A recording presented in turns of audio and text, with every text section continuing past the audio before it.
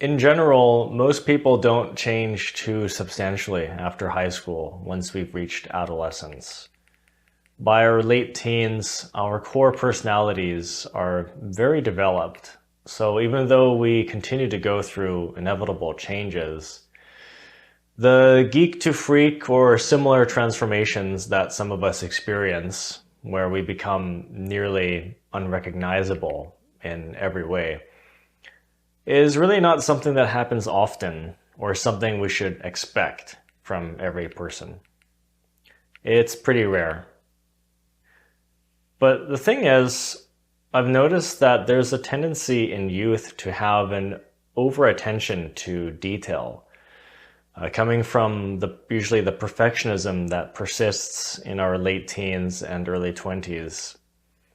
So what tends to happen is that many of us as young adults look at ourselves very observantly and notice every detail, every upgrade, every little change, and we perceive a lot of change from that.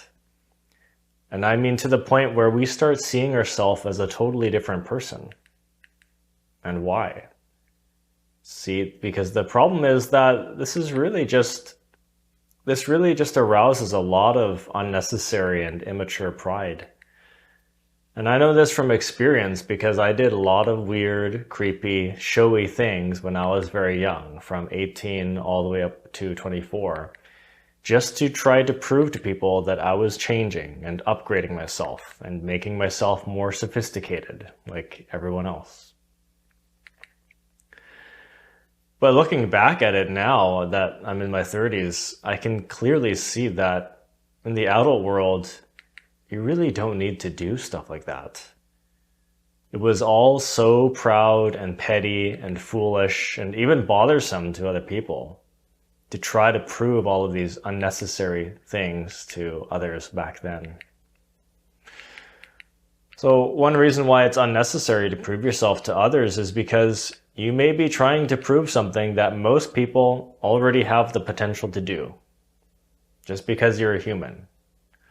We have a lot of potential. So if most people can do that thing, then why wouldn't you be able to?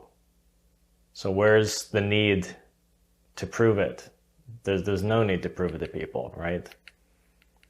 So when you're young at this age range, we go through some changes and then some of us think that we're so different now. But to an adult's perspective, we're really not that different in terms of our core personality. It's really just our attention to detail in our youth that makes us see more contrast like this. Because anytime you have an attention to detail, there must be a more contrasting perspective. That's what happens when you're detail-oriented. And this is where perfectionism comes from.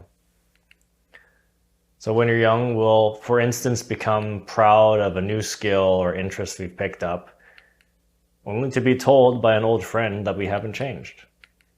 And then we get a little flustered inside and feel like their perception doesn't do justice. And I had a moment like this one time when I was 18. And of course, now that I'm looking back, I think he was right to say that. I think I didn't change that much. So oftentimes the changes we undergo are too subtle for others to notice immediately. And what about you know who? That particular ex-partner that you've been feeling the urge to prove wrong or prove yourself to. What is there to prove or show off? Your newly acquired taste in modern art, your interest in politics or psychology, your expanded vocabulary, your monthly Excel spreadsheet budget that you finally figured out how to use, your new girlfriend or boyfriend. And oftentimes we find ourselves with a new partner and we think, man, I wish you know who could look at this impressive romance we got going on. When in reality, an adult would look at this situation and just say, well, this new partner, are they really that impressive considering what you got going on for yourself? Is this not something that everyone does or can achieve? So, and at the end of the day, who is this really about? Is it about them or is it about you?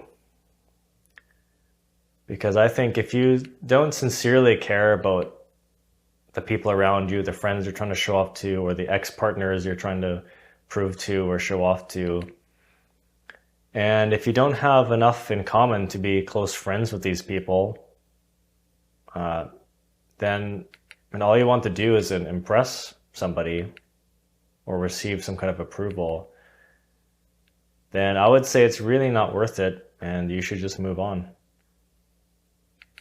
Because unless you've undergone a very major transformation in every way, and it's something that nobody does very rarely, yeah, maybe it's interesting. Maybe it'd be fun to kind of show this to people, to flaunt it, to prove it.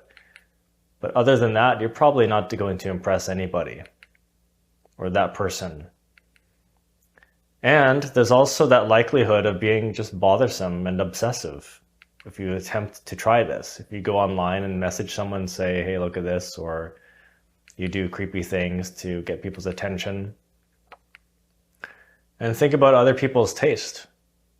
Because, some people don't even care about things like status or materialism. That person you're trying, if it's like an ex-partner, they may not appreciate or have interest in or even get jealous over the same things that you do, believe it or not. Not everyone gets jealous over status or popularity, believe it or not. Some people actually get jealous over things like good marks or intelligence or taste.